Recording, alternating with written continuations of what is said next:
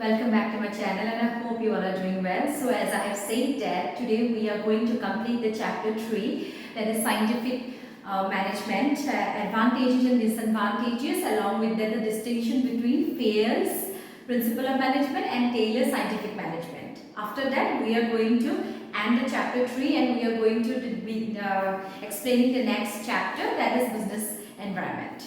Okay, so firstly, you can see in the board that I have written the advantages of scientific management, which comes with the first point. I have just given 5 points here. 5 points is enough. Okay.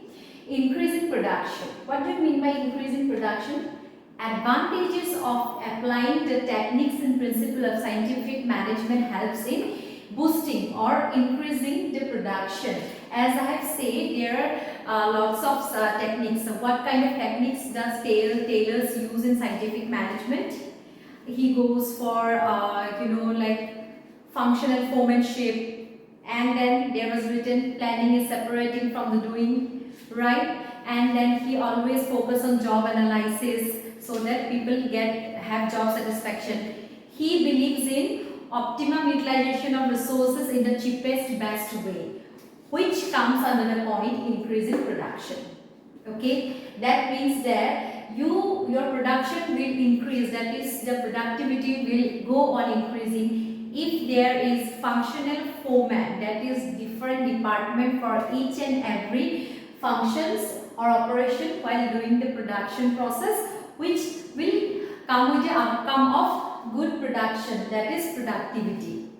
Productivity, what do you mean by productivity? I have explained you earlier. Productivity means like quality outcome along with a optimum utilization of resources with minimum cost. All comes under productivity. It's not like that you are only achieving the goal of selling this many products to at a particular point of time. Suppose I am saying 1000 units of chips you have produced today in 8 hours. That was not only a productivity. Productivity also comes along with that you are using the resources effectively, you are reducing the cost. Yes, wastage are also reduced. Okay, so that means that if scientific management approaches are utilized properly, it will help in increasing the production. That means there will be a quick production. Every department head, that is skilled people, will go through the process of production, which will help in increasing more and more production at the limited time. Suppose I am saying my target is 1000 units in 8 hours.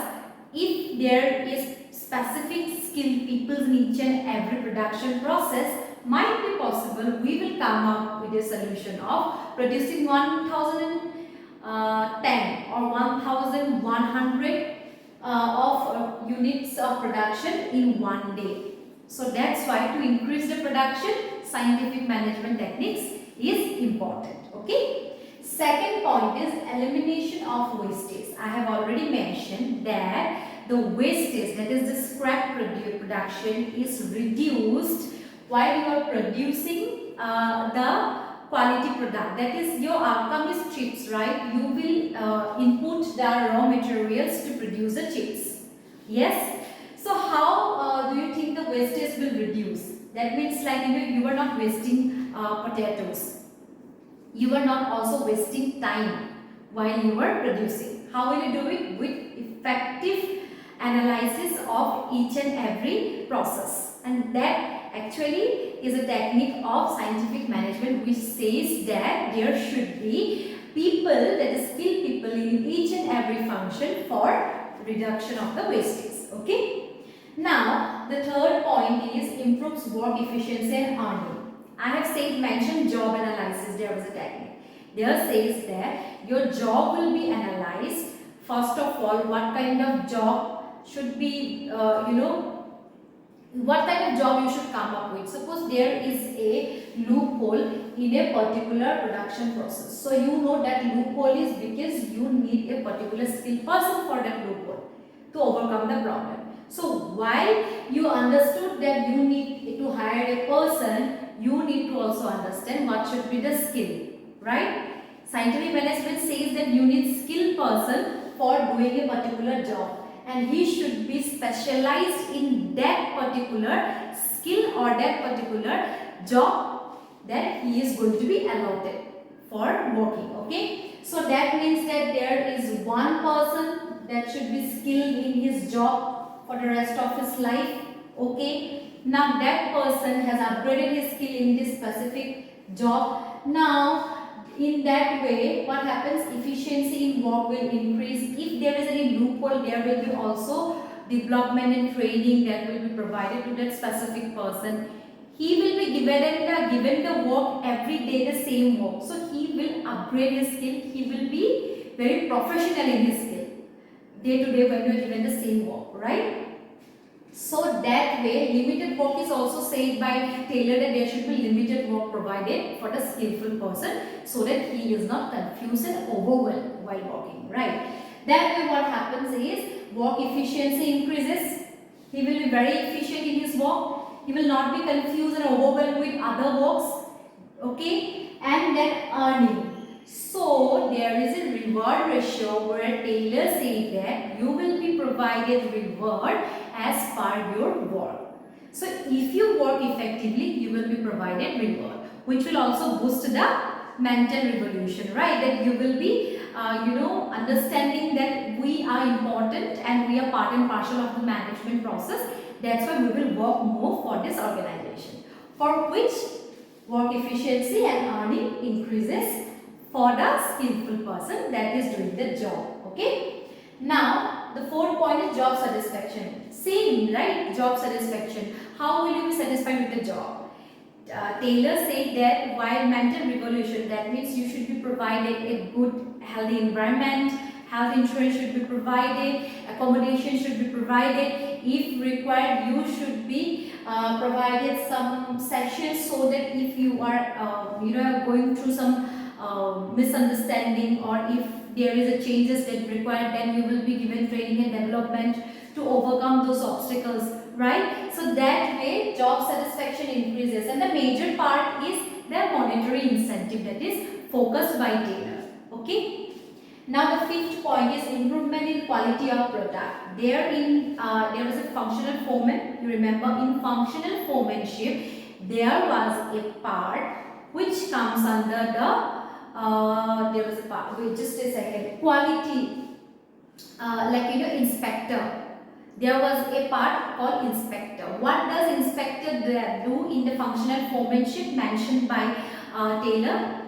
Taylor mentioned that the inspector has the duty to check the quality of the product. So there he already had mentioned that there should be specific person specialized in his skill for each and every job in the functional process of production in a factory. Okay, so that means that you need quality output which will be provided in the help of Taylor's techniques. That is inspector, we say, right? The inspector is the person who is going to analyze whether the product is up to the mark or not. There is a plan, right? So this is going to be my product quality. So if the product doesn't match the quality standardization, we are going to do what? That means the inspector will again reject the product, and then there will be other criteria that you have to fulfill, and if the criteria is fulfilled, then the product will be going for the distribution process. That is the selling process, right? Before that, inspection is done. So key, as I mentioned, that is very important part. Once again and repetitively I am mentioning functional foremanship. That means specific person for specific job should be allotted that can help in increasing the productivity at the best, cheapest way, which helps in what? Improvement of quality of the product. Okay, these are the 5 advantages. Now I am going to move forward to the next step, that is the next point, that is going to be the disadvantages of scientific management. So let me first rub the board, and then I am going to write 5 points of disadvantages. Then we will go to Taylor's and Fayol's distinction. Okay, just give me a minute.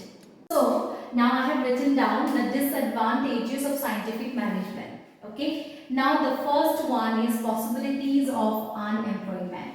That means that when scientific management tailor focus on utilizing the advanced technologies. Okay, they have said that we will be replacing some unskilled process with machineries if it is required. He has focused on effective utilization of resources for the effective utilization of resources for the productivity. Okay, so if you want to increase the productivity, that means there will be a process where he will analyze if things are working or not. If there is more movement by the workers, he can replace it by machineries. Okay, tools will be very standardized. That way what happened, the employment can decrease, that is unemployment can increase in certain way. Because now the example is scientific management was very old process that was being practiced by Taylor, but however you have seen that there is a high-tech advance, the technology has advanced now. For example, AI is always being said that they are replacing human, right? So that means that why AI is being allotted when organization know that human being can do the same work, because to reduce the inefficiency. Human makes error, right? We are human being, we have emotions, we will make error. Our brain might not be able to catch all the things that or data that AI can, a software can. So that's why the replacement are AI softwares are replacing human. Same way in scientific management also, there was tools and techniques that are being used which are standardized to ease the process of production.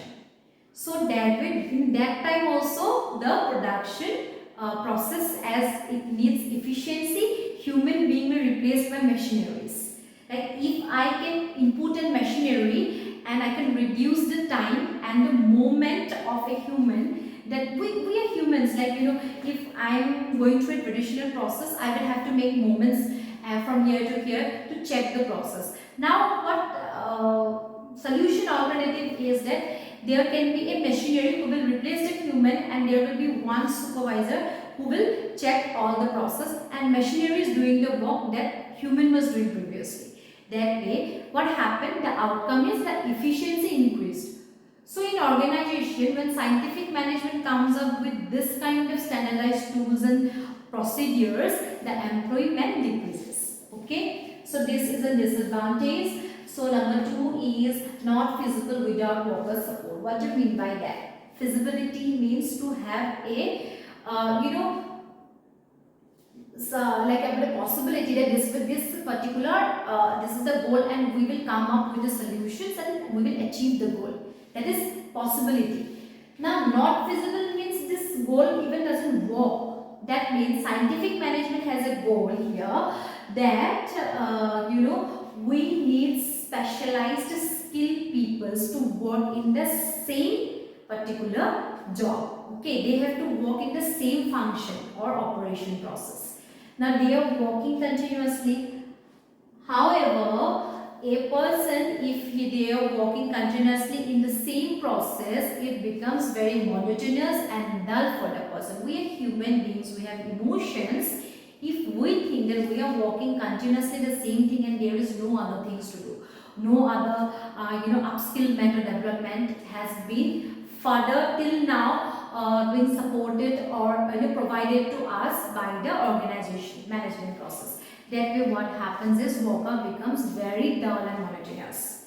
In this process, that's why they are saying that without worker support, sometimes worker protest this process.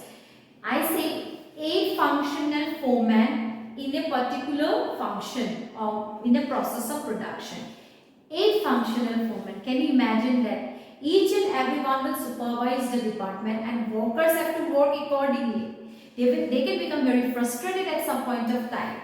Standardization tools, planning, techniques and changes repetitively, monitoring all the time, the workers' work, it becomes very hectic. That way workers can protest. And if the workers protest, this kind of planning and techniques doesn't work in your organization, because if workers are not there, No matter how machinery and advanced you are, it will not happen. Sometimes you need human to do the process.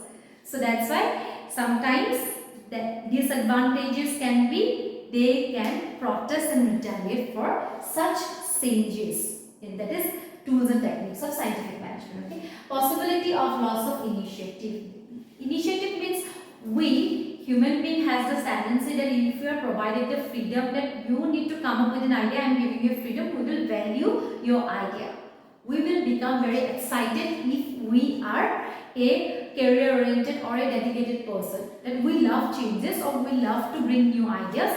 That kind of person will love to take initiative and bring the best, that is brainstorming, right?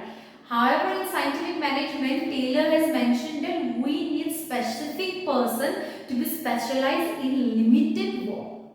He will be given training for only a specific work. So that way what will happen is that they will lose the initiative. They will not feel like taking initiative and doing the work. It becomes very machinery and robotic. So that is a disadvantage for scientific like the organization. Okay. Number 4 is heavy capital investment. So scientific management comes with a part of functional format, and there should be replacement of machinery if it is required. Standardization, tools, techniques, planning should be standardized, and changes are made in every possible way. Performance are monitored and evaluated in every single minute. So that becomes very like hectic. I would say very focused. So when things become too limited and focused that continuously we have to monitor, the human becomes very sorry, I'm so sorry, I became off track here. So what becomes that human needs investment for that. Okay, that means human resource is required for this. I'm so sorry. Management or organization required to make investment in this case. So when you have analyzed that you need to input scientific management techniques, that means you will come up in the production process with lots of supervisors who are specific in their work, and then there will be workers under who will work. Planning will be made how it will be worked. So you will be required huge capital to invest those skillful people, that is in HR, right? And then apart from that, in machineries also, because you want optimum resources. Okay, optimum resources that should be efficiently and effectively, outcomes should be provided. How will you do it? With the help of high-tech machineries, performance evaluation data. If changes required, you will also have to make changes, right? That way huge capital is invested. If you are so focused about the changes and you will make the changes for a very specific standardized goal, you need huge capital. So small firms and medium firms tend to not go for scientific management, which is a disadvantage because they do not or cannot invest huge capital in these techniques. Okay, if they use huge capital in these techniques, then apart from that they also have a goal of profitability. They will not be able to gain the profitability, right? So that way scientific management disadvantages is medium and small scale sectors tend to not intend to allot this kind of techniques because of huge capital investment. Retards human development. This means that human development consistently requires an environment where they are being brainstormed. They are being provided an environment for training and development, a process where they are being given the freedom to come up with new solutions and ideas. However, in Taylor's scientific management, he said that we need skilled specialized workers to work under a specific limited work that we will be providing in the functional area. So that way human development decreases. That means that the human resource or the employees that are working currently in your organization where scientific management is allotted, they become very not prosperous. They do not want to prosper because they become very robotic. We are, suppose I am saying I am very dependent on ChatGPT. Now I am not utilizing my brain. I actually do smart work is I ask ChatGPT if I have a question and I get it. But before if I do not have access, I have the ideas, I go for research, I do research, I come up with lot of ideas that can help in coming up with the solution. Nowadays I do not use much of my brain. So that is what I am decreasing my human development, my development. I am already kind of seeking the remedy that is ready-made. Okay, so if I want a remedy for something, I am doing this ready-made.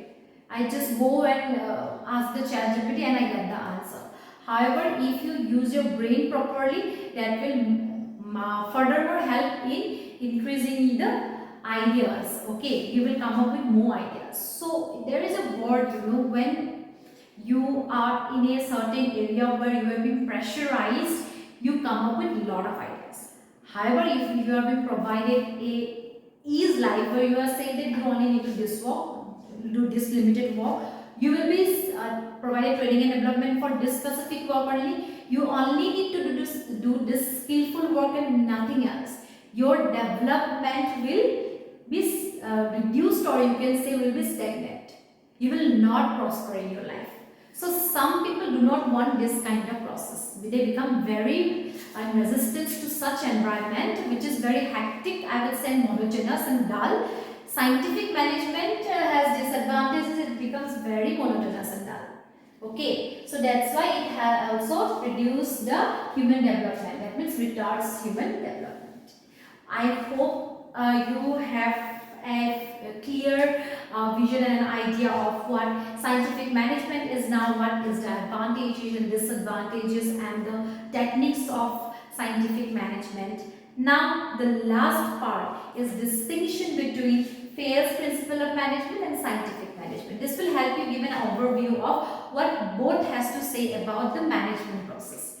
Okay, then I will quickly wrap up the video and then we will meet the next day with the chapter unit 3, that is business environment. Okay, just give me a minute. Well, now you can see the distinction